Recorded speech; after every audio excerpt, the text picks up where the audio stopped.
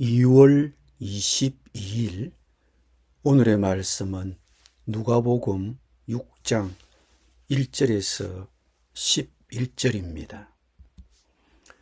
안식일에 예수께서 밀밭 사이로 지나가실새 제자들이 이삭을 잘라 손으로 비비어 먹으니 어떤 바리새인들이 말하되 어찌하여 안식일에 하지 못할 일을 하느냐.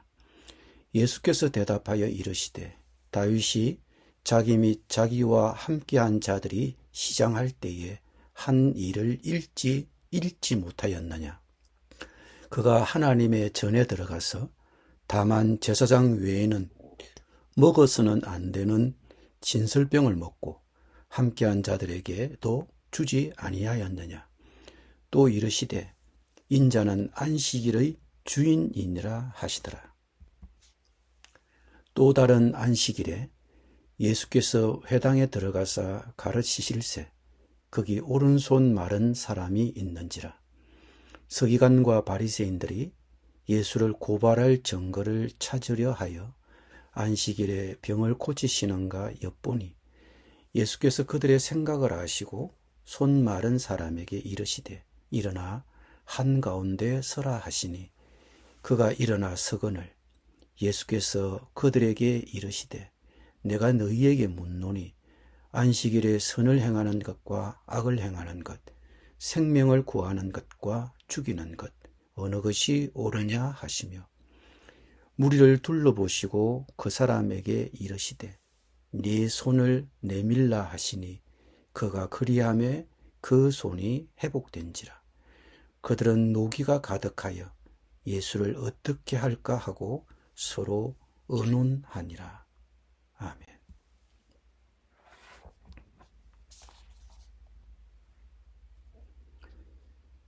유대 사회에서의 율법은 대단한 권위를 갖고 있었습니다. 그 중에서도 안식일은 반드시 지켜야 하고 만일 안식일을 지키지 않으면 범법자가 되어 사회적인 처벌을 받게 됩니다.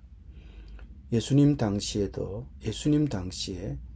유대 사회의 안식일 규정은 간섭법이었습니다. 물론 안식일 제도는 율법에 규정되어 있습니다. 하나님이 주신 것입니다. 10계명 중에 네 번째 계명은 안식일을 기억하여 거룩하게 지키라는 것이었습니다. 그것은 6일 동안 하나님이 만물을 만드시고 7째 날에 쉬셨기 때문입니다. 그래서 당시 유대인들은 토요일을 안식일로 지켰던 것입니다. 그런데 그 안식일을 그냥 지키라고 했지 안식일 규정이 따로 있지는 않았습니다. 그런데 예수님 당시의 바리새인들이 안식일 규정이라고 해서 수십 가지 항목을 정해놓은 것이 있었습니다. 안식일에 해서는 안 되는 일 39가지. 그래서 유대인들은 안식일에 일하지 않기 위하여 39가지 금기사항을 갖고 있었습니다. 그리고 그것을 어기는 자는 처벌을 했습니다.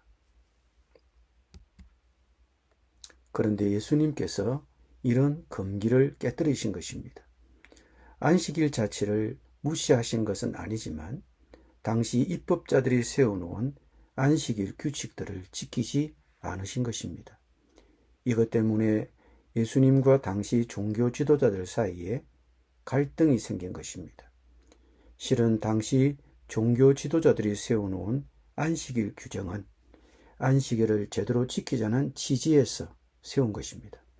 그런데 예수님은 무엇 때문에 굳이 유대의 종교 지도자들과 충돌을 일으키시면서까지 이런 오랜 관행처럼 지켜져 온 안식일에 대한 규정을 깨뜨리려고 하시는 것입니까? 제자들이 밀밭 사이로 지나가다가 배가 고파서 이삭을 잘라 손으로 비벼 먹었습니다. 그것은 바리새인들의 지적대로 안식일에 하지 말아야 할 39가지 금지 사항 중의 하나였습니다. 바리새인들의 눈으로 볼 때 제자들은 안식일을 어긴 것입니다. 그러나 예수님은 거기에 동의하지 않았습니다. 배가 고픈데 이것저것 따지고 있을 겨를이 어디 있느냐, 그런 말씀도 아니었습니다. 물론 이스라엘 역사 속의 이야기, 다윗의 신뢰를 드시긴 하셨지만 정말 중요한 초점은 그런 소동을 일으키신 예수님이 누구시냐 하는 것입니다.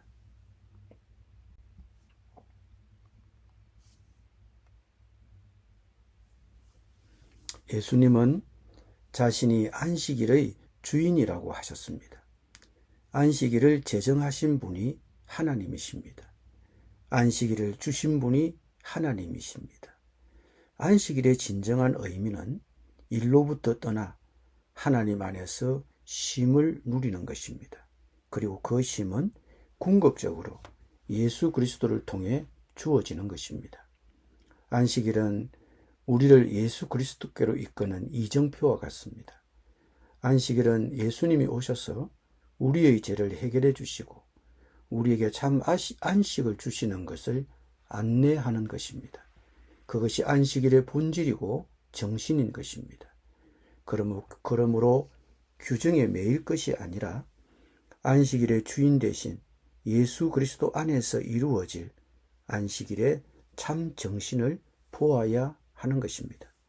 사실 오늘 누가복음의 저자 누가는 그가 우리에게 던지는 핵심 질문은 우리가 안식일을 지키는가 안 지키는가 하는 질문이 아닙니다. 예수님은 자기를 누구라고 생각하셨는가? 예수님은 자기를 누구라고 말씀하셨는가? 바로 그것입니다. 그러나 예수님의 행동과 말을 눈여겨 관찰하고 있던 당시 종교 지도자들의 눈에는 그것이 보일 리가 없었습니다. 오히려 예수님의 그러한 행동과 발언이 상당히 위협적으로 받아들여졌습니다.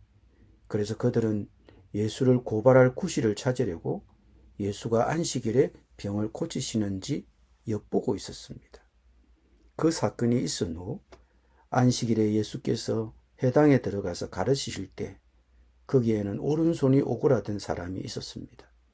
실은 이런 경우는 피하는 것이 좋습니다. 예수님을 걸고 넘어뜨리려고 하고 있는데 굳이 그들에게 구실을 만들어줄 필요는 없는 것입니다.